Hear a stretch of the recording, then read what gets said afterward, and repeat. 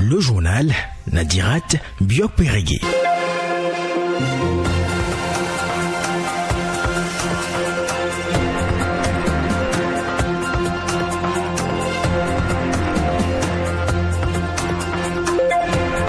Heureuse de vous savoir nombreux à l'écoute de Radio Afrique Santé. Bonjour à toutes et à tous et bienvenue dans Info Santé.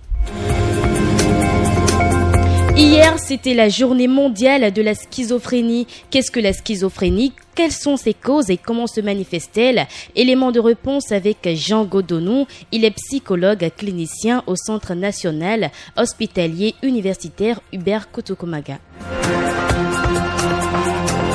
On parle santé sexuelle et reproductive dans ce journal. Dr Hyacinthe Dossa, gynécologue, évoque les causes, manifestations et moyens de prévention d'une grossesse extra-utérine dans un entretien à suivre en milieu d'édition. Et puis, le directeur de la police républicaine invite les populations à dénoncer tout acte ou tentative de rançonnement perpétré par les agents de la police républicaine dans le cadre des opérations de répression des infractions du code de la route. Détail à suivre. C'est tout pour les titres. Place au développement.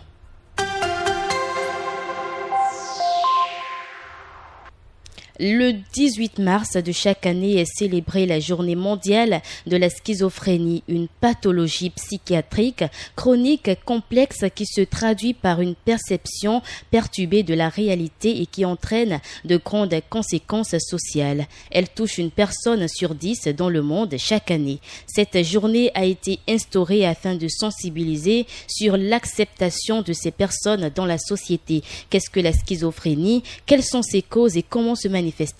Jean Godonou, psychologue clinicien au Centre national hospitalier universitaire Hubert Kotokomaga de Cotonou, répond.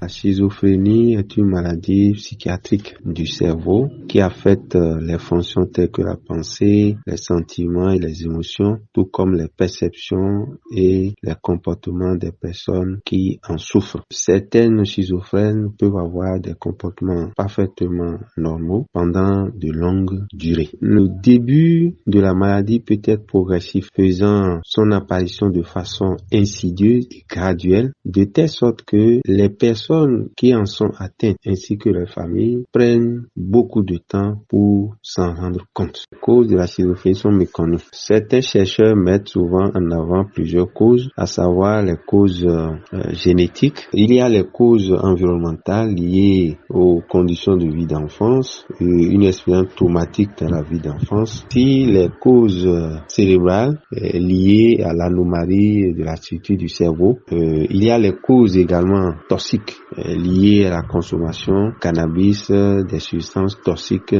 pour le cerveau. La schizophrénie est une maladie qui pourrait changer à jamais non seulement la vie de sa victime, et aussi la vie de ses proches.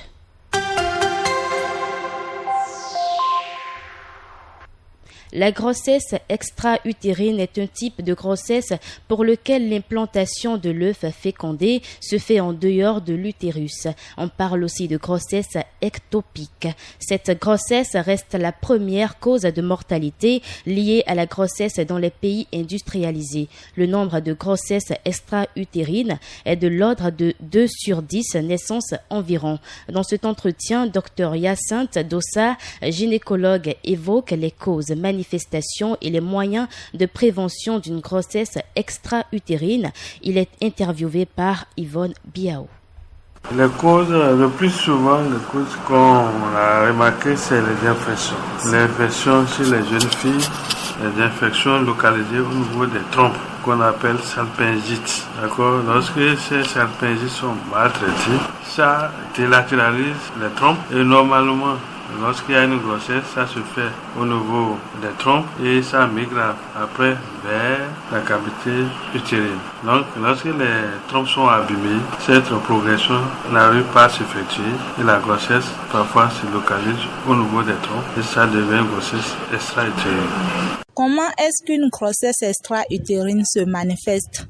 Les symptômes qui font orienter vers la grossesse extra-utérine sont, premièrement, c'est que la personne a manqué cette période. Donc, et puis, elle a commencé par avoir des douleurs atroces au niveau du bas-ventre. Ensuite, elle a commencé par avoir de petits saignements.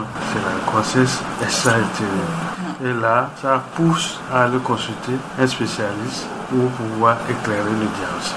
Quelles sont ses conséquences? La conséquence, c'est quand c'est une urgence vitale. Dès que ce n'est pas pris en charge très rapidement, c'est la mort peut suivre.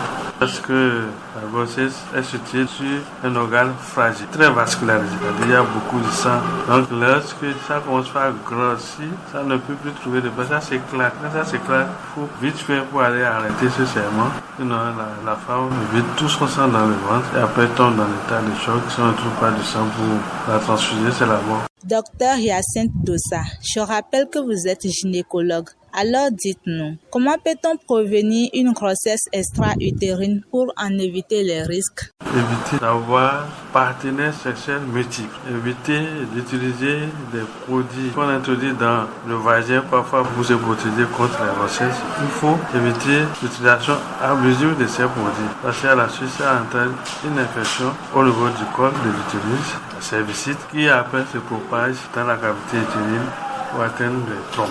Et alors que ces trucs sont mal traités, tout ça là sont la base des grossesses extra-utérines. Pour finir, ce que je conseille aux jeunes filles, c'est de tout faire pour éviter les partenaires sexuels multiples, surtout lorsqu'on n'est pas protégé.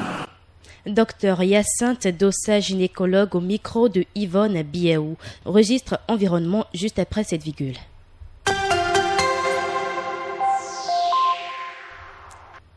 5 arrondissements de la ville de Cotonou ont eu un coup de peigne de la Société de gestion des déchets et de la salubrité hier matin. Ceci dans le cadre de la célébration de la Journée mondiale du recyclage qui est célébrée chaque année le 18 mars. Cette campagne de sensibilisation vise à montrer aux populations l'importance de trier les déchets avant de les jeter à la poubelle. Prudence Faladé, agent de la section tri, nous dit ce qu'ils font des ordures recyclées. Quand on recycle les ordures, on fait le tri. Les matières qui peuvent encore resservir, nous les recyclons. Éviter de jeter les sachets et bouteilles d'eau à la poubelle et mettre les aliments moisis ou gâtés dans des sachets réutilisables avant de les mettre aux ordures, c'est ce que préconise Armel Madéan, chef service déchets solides à la SGDS pour la prévention de l'environnement. L'activité de tri est une très bonne chose, ça réduit l'impact sur l'environnement, ça permet également d'offrir un cadre sain à nos concitoyens et à nous-mêmes. Notons une brève avant de mettre un terme à cette édition.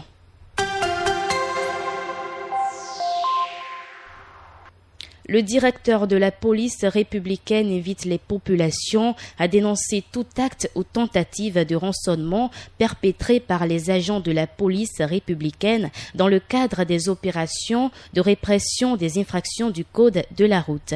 Il a fait savoir à travers un communiqué rendu public hier. La note renseigne qu'aucun policier ne devrait exiger des contrevenants le paiement des frais de manutention des engins aux véhicules mis en fourrière ni proposer de les aider à payer la contravention via le propre téléphone portable ou encore en transigeant directement avec eux pour leur éviter la procédure prescrite en la matière. Le directeur général de la police républicaine rappelle aux citoyens que les frais de manutention, bien qu'imputables aux contrevenants, ne sauraient être perçus par les unités de la police républicaine.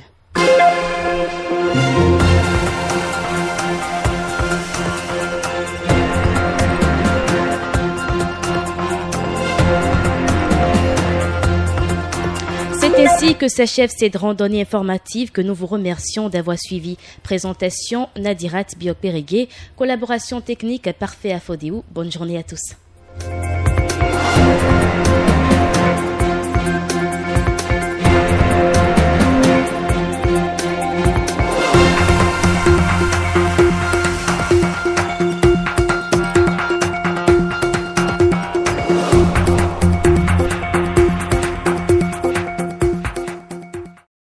Radio Afrique Santé. Merci les auditeurs, merci. Continuez à prendre soin de votre santé. Merci les auditeurs,